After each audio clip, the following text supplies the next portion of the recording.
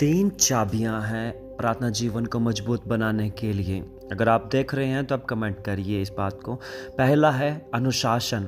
Bible क्या कहता है? मत्ती 26:40-41। और वो यीशु मसीह चेलों के पास आकर उन्हें सोते हुए पाता है और पतरस से कहता है, क्या तुम मेरे साथ एक घड़ी भी नहीं जाग सके? जागते रहो, प्रार्थना करते रहो, ताकि तुम परीक्षा में ना पड़ो। आत्मा तो तैयार है परंतु शरीर दुर्बल है। आत्मिक व्यक्ति इच्छा रखता है प्रार्थना करने की, परंतु शरीर इच्छा रखता है इस संसार के कामों को करने के लिए। आत्मिक व्यक्ति प्रेम करता है परमेश्वर की चीज़ों को प्यार करने के लिए, शरीर इस संसार की चीज़ों से प्रेम करेगा। आत्मिक व्यक्ति में कभी भी जोश की कमी नहीं होती प्रार्थना करने की, परंतु शरीर वो मनोरंजन को देखेगा और अपने आप को बढ़ाने के देखेगा इस संसार में जो चीज़ें चल रही हैं। इसीलिए हमें विश्वासी होने के नाते इसको लागू करना चाहिए। ये पहला अभ्यास करना चाहिए जो है अनुशासन। हाँ, प्रार्थना में आनंद आता है। प्रार्थना एक आत्मिक काम है, परंतु हमें ये लागू करना चाहिए इस मूल वस्तु को। अगर आप लगातार होना चाहते हैं अपनी प्रार्थना में, आपको चुनना है कि शरीर को वश में करे और उसकी इच्छाओं को ना कहे जो ये लालसा करता है शरीर के संसार के बारे में, और चुनना है आत्मिक कामों को। हमें विश्वासी होने के नाते इसका अभ्यास करना है और शरीर को ना कहना है और हाँ कहना है आत्मिक व्यक्ति को। आत्मिक व्यक्ति इच्छा रखता प्रार्थना करने की, आत्मिक व्यक्ति आराधना में आनंद लेता है, वो प्रभु के साथ बैठना आनंद करता है, लेकिन शरीर हमें लगातार धकेलता है और इस संसार की चीज़ों के प्रति धकेलता है और हमारे ध्यान को भटकाता है। इसीलिए आपको और मुझे हमें प्राथमिकता देना प्रार्थना को। पवित्र आत्मा आपको इच्छा देगा प्रार्थना करने की, परंतु आपको निर्णय लेना है प्रार्थना करने का। हमें सीखना है अनुशासन को कि इस संसार से हट जाएं। बाइबल कहता है लूका 5:16 में यीशु मसीह बहुत बार जंगल में चले जाते थे प्रार्थना करने के लिए। मैं ये नहीं कह रहा हूँ कि हमारा एक ऐसा जीवन हो कि आप अकेले हो जाए, किसी से हम बातचीत ना करें, परंतु मैं क्या कह रहा हूँ कि हमें वो जीवन होना चाहिए जिसमें अनुशासन हो, जिसमें आप प्रार्थना को प्राथमिकता दें। अपने पूरे दिनचर्या में अपने सारे उस कामों में से प्रभु को वो समय निकाल कर दें और आप कठोरता से शरीर के उन कामों को ना कहे और उसके इच्छाओं को ना कहे और प्रार्थना को जो है आप प्राथमिकता दें और उसे लागू करें हर दिन। चाहे आप कितने भी व्यस्त हो दिन में, चाहे कितने भी आप थके हुए भी हों, तब भी आप प्रार्थना को प्राथमिकता दें। देखिए, आपके पास आत्मा है, आपके पास इच्छा है प्रार्थना करने की, आपके पास पवित्र आत्मा है, परंतु आपको निर्णय लेना है कि शरीर को आप ना कहें, आपको चुनना है अनुशासन को।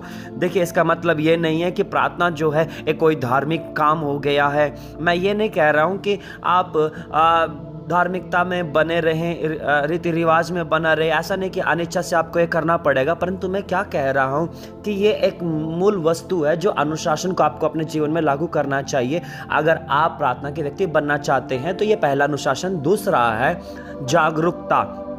हमें यहाँ एक चीज़ को सीखना है, इस ज़िंदगी को सीखना है हमें, क्योंकि आज हम क्या कर रहे हैं आज के दिन में, क्या हम सब कुछ बहुत तेज़ी से भाग रहे हैं और परमेश्वर की चीज़ों को हम भूलते जा रहे हैं। देखिए, मैंने कुछ एक बात को सुना है, मुझे नहीं पता कि मैंने वो कहाँ से सुना है, पर मैं जानता हूँ, और जो मैं जानता हूँ कि मेरे पास बहुत कुछ है काम करने के लिए और मैं बहुत ज़्यादा व्यस्त हूँ और जो मेरा काम है पूरा दिन जो है कामों से भरा हुआ है, परंतु फिर भी मैं 1 घंटा प्रार्थना करूँगा आधे घंटे की बजाय। देखिए, आप बहुत ज़्यादा हासिल कर सकते हैं प्रार्थना के भरे हुए जीवन में, और आप वो हासिल नहीं कर सकते और उस हफ्ते में जिसमें प्रार्थना नहीं है। और देखिए, जब प्रार्थना आप करते हैं तो वो काम आप करेंगे परमेश्वर की शक्ति से, उस स्ट्रेंथ से। और अगर आप प्रार्थना नहीं करेंगे तो आप कहेंगे प्रभु मैं आपके बिना काम को कर सकता हूँ, मैं आपके बिना हासिल कर सकता हूँ और मैं इन चीज़ों को बिना प्रार्थना की चीज़ों हासिल कर सकता हूँ। तो पिछले हफ्ते भी मैंने हासिल किए थे, इस हफ्ते भी कर सकता हूँ। लेकिन जब आप प्रार्थना करते हैं तब आप सक्रिय तौर पर परमेश्वर पर निर्भर होते हैं। जब आप प्रार्थना करते हैं तो आप इस बात को जानते हैं कि उसकी उपस्थिति आपके अंदर, आपके चारों ओर है। प्रेरितों 17:27-28 कहता है कि परमेश्वर को ढूंढे और उसे टटोल कर पाएं। निश्चय वो हमारे पास है, वो दूर नहीं है, क्योंकि हम उसमें जीते हैं और उसमें रहते हैं, क्योंकि तुम्हारे कवियों ने भी कहा है कि हम उसी के ही वंशज हैं। देखिए, हम कई बार हम गलती क्या करते हैं कि हम सोचते हैं कि परमेश्वर बहुत दूर है हमसे, और ऐसा लगता है जैसे हम उस पर फ़ोन पे बात कर रहे हैं और बीच में डिस्ट्रैक्शन आ गया, हम अपना कनेक्शन बनाने की कोशिश करेंगे ताकि कनेक्शन बना रहे, पर ऐसा नहीं है। हमें ऐसा कोशिश नहीं करना है, परंतु पवित्र आत्मा आपके उसकी उपस्थिति आपके अंदर हमेशा रहता है। परमेश्वर आपसे दूर नहीं है। मैं प्रार्थना करता हूँ कि हम ज़्यादा से ज़्यादा इस बात में जागरूक हो जाए कि परमेश्वर पवित्र आत्मा की उपस्थिति हम में है, वो हम में रहता है, वो हमसे बहुत दूर नहीं है, वो आपके साथ कमरे में है अभी, वो आपको अभी देख रहा है, वो आपकी ओर देख रहा है और आप उसकी आंख की पुतली हैं, वो आपको सुन रहा है, वो आपके पास है, वो आपके पास उपस्थित है। और जब हम इस बात में जागरूक होंगे कि परमेश्वर हमारे पास है, वो हमारी प्रार्थना के जीवन को बदलेगा, क्योंकि जब आप पवित्र आत्मा की उपस्थिति से जागरूक होंगे कि उसकी उपस्थिति आपके साथ होगा, दिमागी तौर पर नहीं परंतु अभ्यास में, और ये प्रकाशन आपके आत्मा में होगा कि वो आपके साथ है। जब आपका अंदर का आत्मा गवाही देगा कि वो आपके साथ है, जब आप इस बारे में जानेंगे तो आपकी प्रार्थना लगातार अपने आप ही हो जाएगा, क्योंकि मैं जानता हूँ मेरे साथ कार में है, मैं उससे बातचीत कर सकता हूँ जब मैं कार में हूँ, और मैं जानता हूँ कि वो जब मैं काम पे हूँ और मैं कुछ भी कर रहा हूँ वो मेरे साथ हैं। वो आपके घर में है, वो आपके स्कूल में है, वो आपके साथ दोस्त में है, वो आपके साथ चर्च में है, वो आपके साथ कार में है, ट्रेन में है, फ्लाइट में है, वो आपके साथ परिवार में है, दोस्तों के साथ हैं, वो आपके साथ तब भी है जब दुख हो, आपके साथ आपकी विजय में भी है, जब आप हार में तब भी आपके पास है, जब आप गुस्से में हैं और आज जब उस समय में विश्वास की कमी है तब भी वो आपके साथ है। वो विश्वास योग्य है, वो अपने आप को मना नहीं कर सकता, वो आपके साथ हमेशा रहता है। प्रार्थना में आने के लिए आपको अब जरूरत नहीं है कि आपका रिश्ता बने, परंतु उसका रिश्ता पहले से हमारे साथ है। आप प्रार्थना इसलिए नहीं करने कि आपका रिश्ता उससे बने, परंतु आपका पहले से उसका रिश्ता आपके साथ है, ये जानकर आपको प्रार्थना करनी है और उसकी उपस्थिति आपको हमेशा जानना है कि आपके साथ हमेशा है और हर समय, हर घड़ी, हर दिन उसकी उपस्थिति आपके साथ रहता है। ये बात को जानना है। तीसरा है, प्रार्थना जो है आत्मा के द्वारा चलाया जाना चाहिए।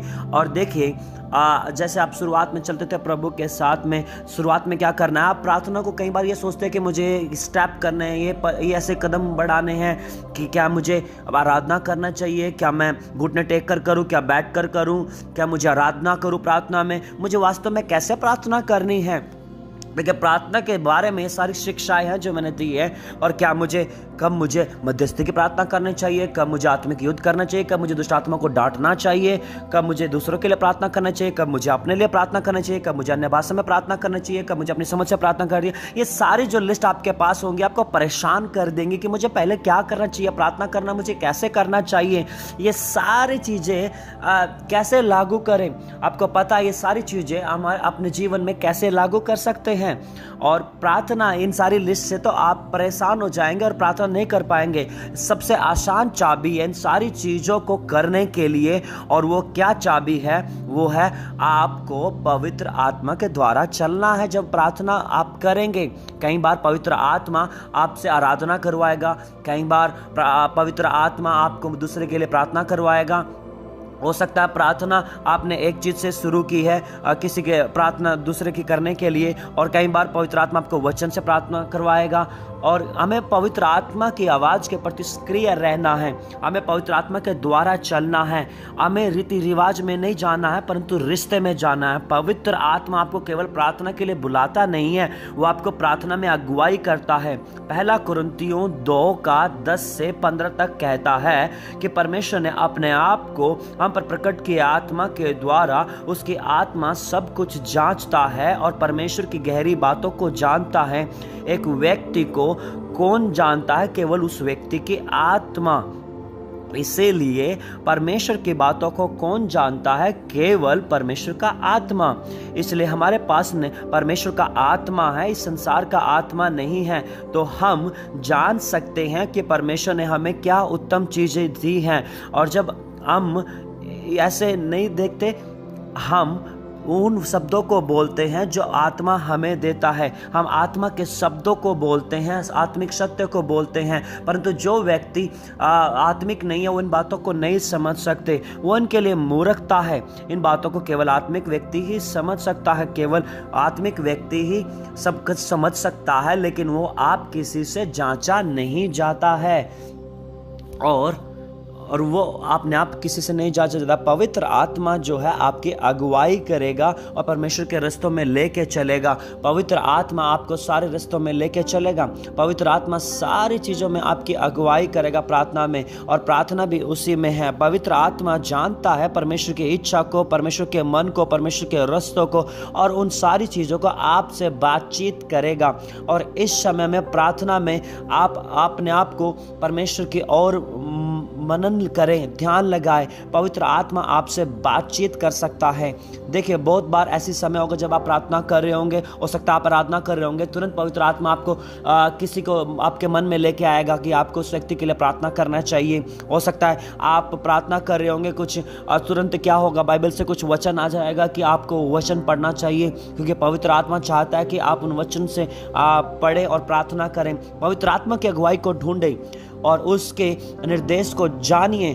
केवल इन सारी लिस्ट से प्रार्थना से में नहीं जाइए, उन सत्य को मानिए, उन सत्य को स्वीकार करिए और प्रार्थना की उन शिक्षाओं को ग्रहण करिए, परंतु उसी समय पे याद रखिए पवित्र आत्मा की आवाज़ के प्रति सक्रिय रहिए और अपनी प्रार्थना को ऐसे चलिए। देखिए, पहला क्या है? अनुशासन। दूसरा है जागरूकता कि वो आपके साथ है, आपको बात जानना। तीसरा है आत्मा के द्वारा चलना है। ये 3 चाबियां हैं। पिता, मैं प्रार्थना करता हूँ कि आप अपने लोगों को बनाते हैं प्रार्थना के व्यक्ति होने के लिए। पिता, हमारी सहायता करें कि हम आप पर ध्यान दें, हम अनुशासित रहे प्रार्थना में। हमारे सहायता करें कि हम इस संसार की चीज़ों से हट जाएं और हमें अगुवाई करें कि हम पवित्र आत्मा के द्वारा चलें और हम जान पाएं कि आप हमारे साथ हैं हर समय, हर घड़ी। पिता, हमें हमारी सहायता करिए कि हम सक्रिय हो जाएं, हम संवेदनशील हो जाएं और हमें प्रार्थना के क्षेत्र से होके लेके जाइए और हर जगह पे जहाँ पर आप मुझे लेके जाना चाहते हैं। पिता, हम अपने आप को समर्पित करते हैं। हम आपसे मांगते हैं कि हमें वो बर्तन बनाइए। हम आपसे मांगते हैं कि हमें बनाइए कि हम गहरे क्षेत्र में जाए प्रार्थना के। जैसे मैं अभी प्रार्थना कर रहा हूँ, बहुत सारी जिंदगियाँ छुई जा रही हैं।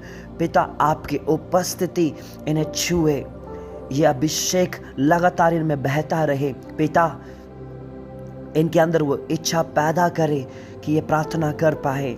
यीशु मसीह के सामर्थ्य नाम में आमीन। और आपको कहना है, क्योंकि हम विश्वासी हैं, कहिए आमीन। देखिए, अगर आपको इससे कुछ फ़ायदा मिला है, अगर आप दूसरों को सहायता देना चाहते हैं तो लाइक करना ना भूलिए, सब्सक्राइब करना ना भूलिए। तो आपको इसे सब्सक्राइब करिए। धन्यवाद।